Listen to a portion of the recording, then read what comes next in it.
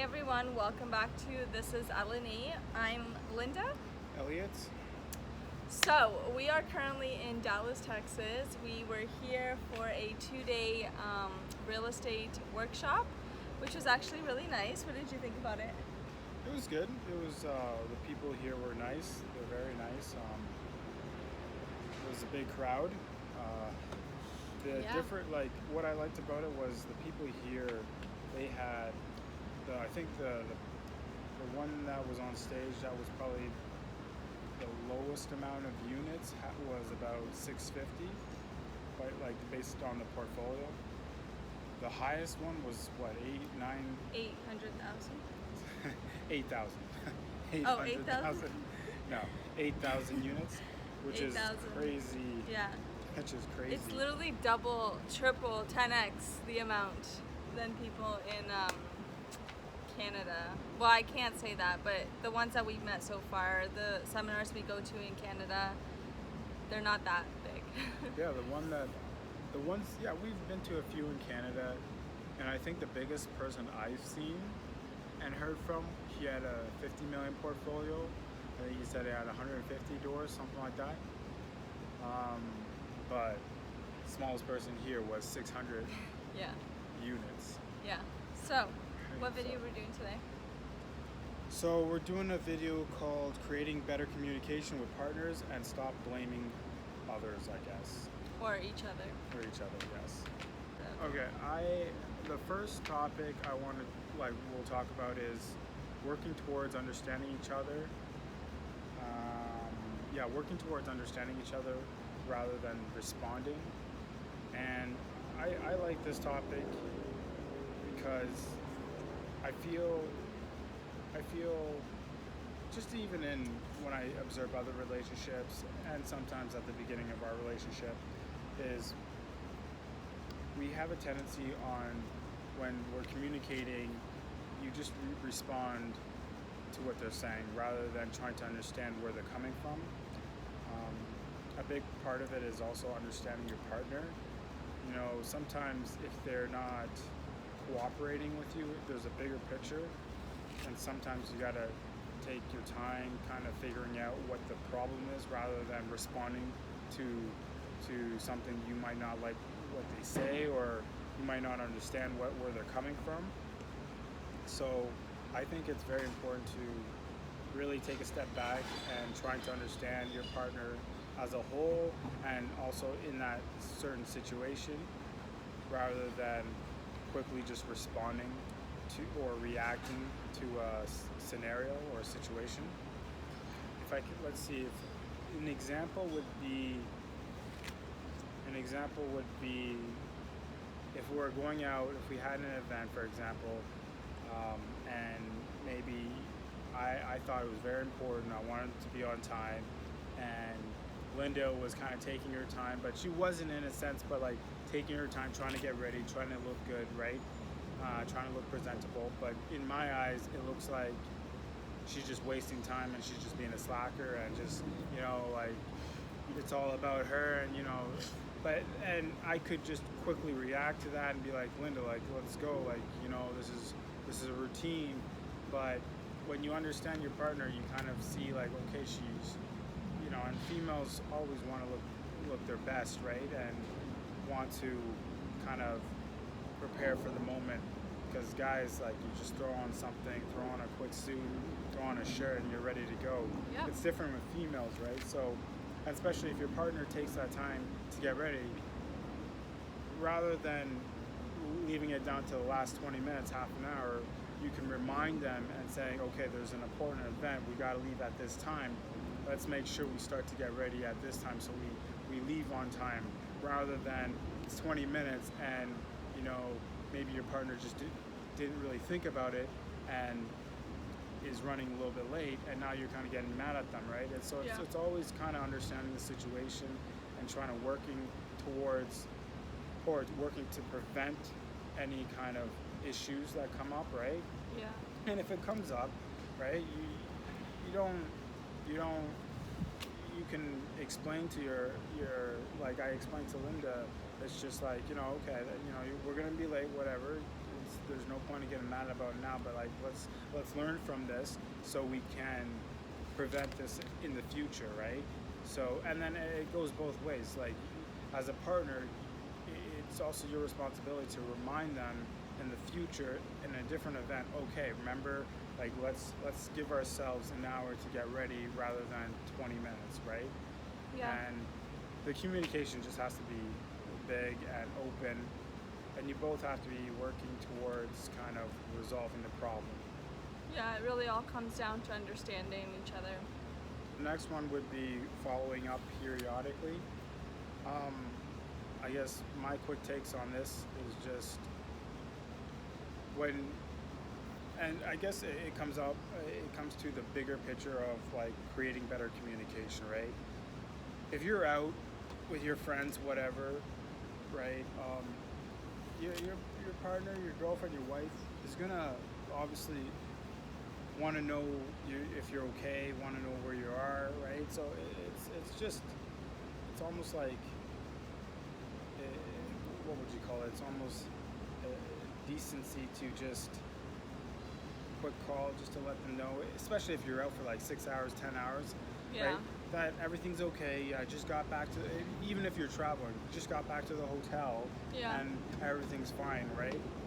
Or just like just a quick text saying, even for the other person that is out, just to let your partner know you're fine. Yeah. There's a difference between wanting to know just because you don't trust them, Mhm. or wanting to know just because you care and you hope that they're safe. So make sure that it's the second one and not the first one, because if you don't trust your partner, there's really not much to build there, but or just will take a lot of time and work to build it. But yeah, I agree, like just a quick text, phone call, whatever, just to make sure just to make sure you're fine, your partner's fine, if they take like, way longer than they thought they were gonna take. And it's interesting with Linda and I, like when she goes out with her girls, I don't really follow up too much because she's very active on social media, so I know she's okay, right? It's not like, oh, True. text her like in 6 hours or in 12 hours if she's like in a different city. You know what's funny though? Yeah. You never text me when I'm out. But You never it's just do. because I know you're like, I 'Cause I'm follow always you on social posting. media, right? Like I'm like, okay, well, I know she's here, right? Like, so there's no reason to follow up when I Uh-huh. know, oh yeah, like for example, when you were at this one event in Toronto, you're like, just got back to the hotel, right? I'm just like, no need to follow up if you're home, right? Like I Every know- hour I'm posting. Yeah, even so- that 2-day Toronto all women's event when I went, I don't even think we texted.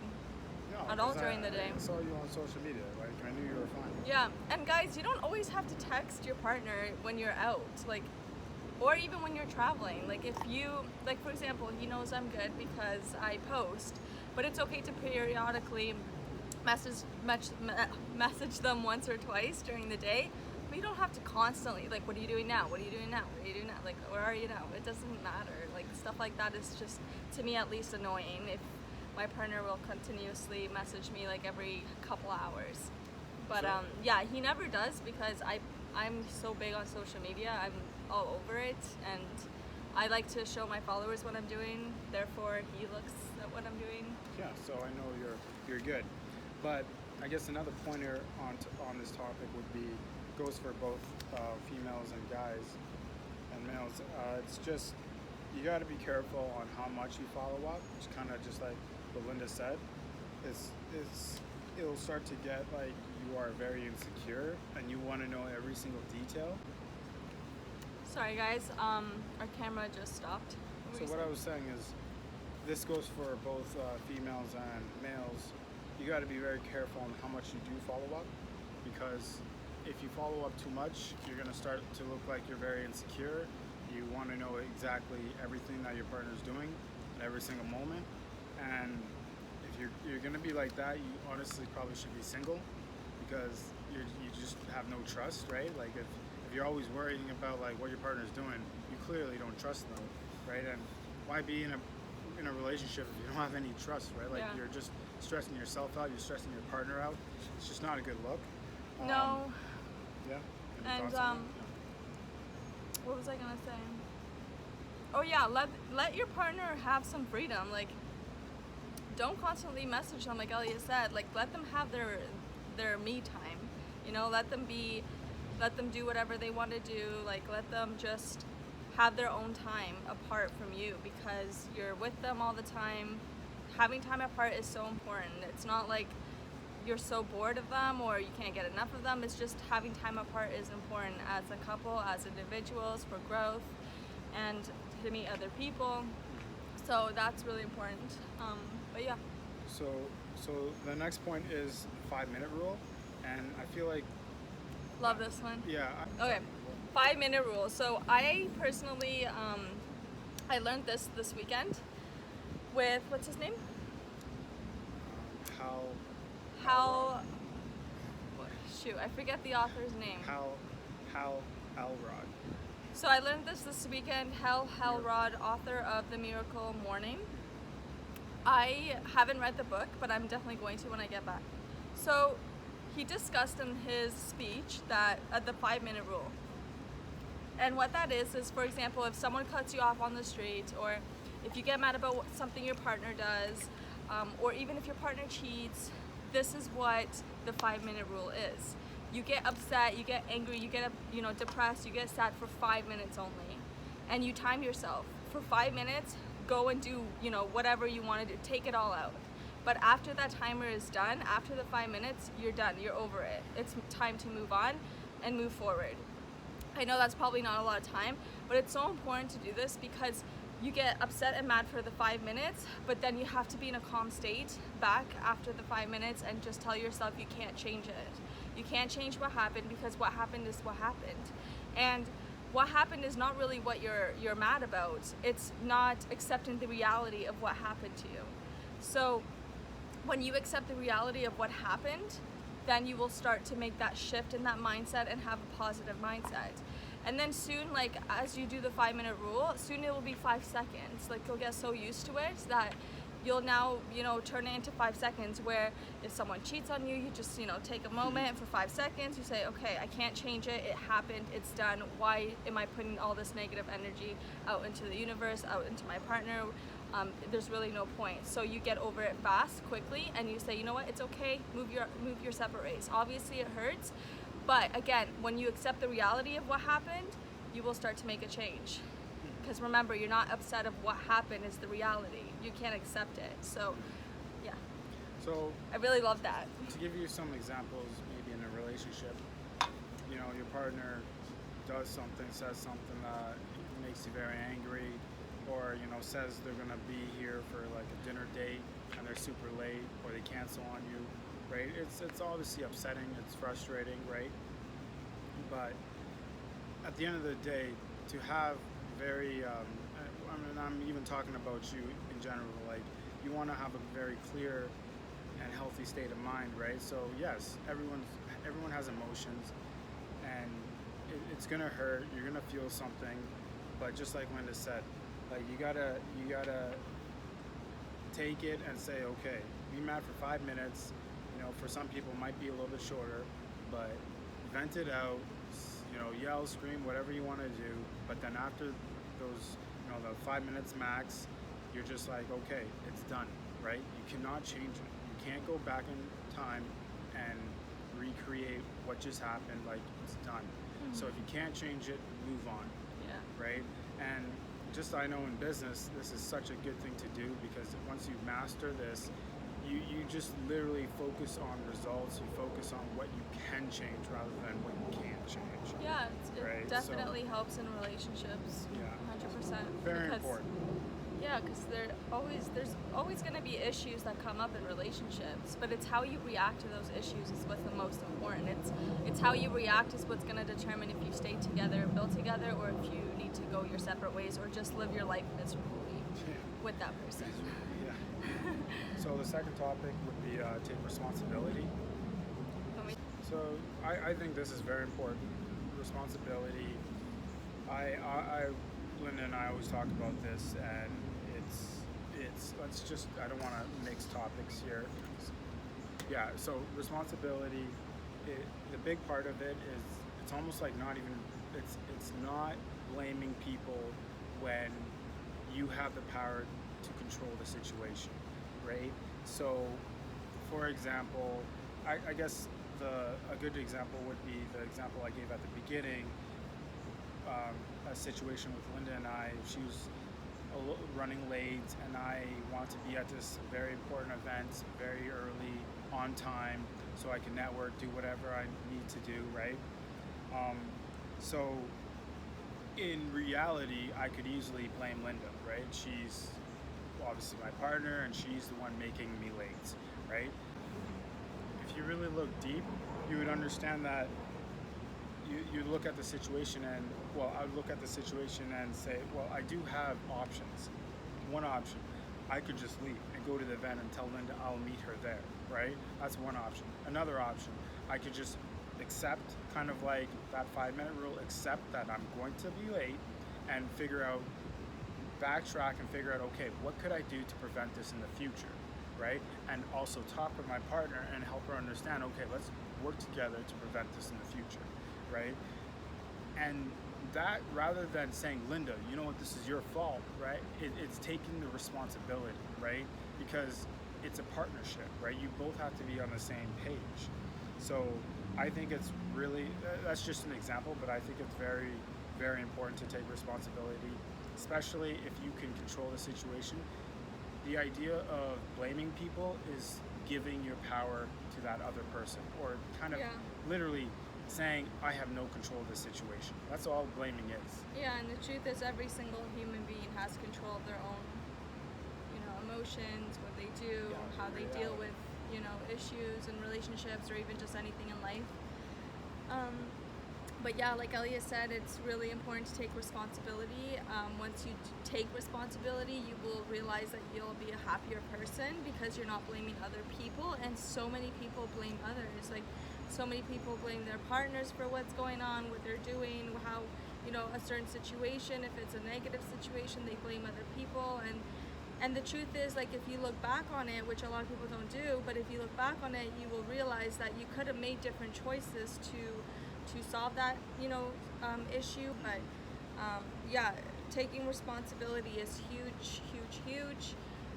It's definitely necessary in a relationship to build and to be happy together. So the next topic, I think, well, this will be the last one, would be positive criticism. Yeah, positive criticism, or say nothing. It's almost like if you have nothing good to say, don't say anything, right? And I think this is important in relationships, because when people get heated, they tend to say what they're thinking about. They tend to say emotional things that just escalate the issue, right? Yeah. Into another stage of like chaos, right? So, and when I mean about positive criticism, it's structured criticism. It's like, okay, you know what, I don't like what's happening here, but this is what I feel, how we can resolve this, right? It's not like, you know what, why are you late, or why do you do this, why do you yell at me? It's just expressing the problem. You need to express the problem in a structured way, and then figure out how you can resolve it, right?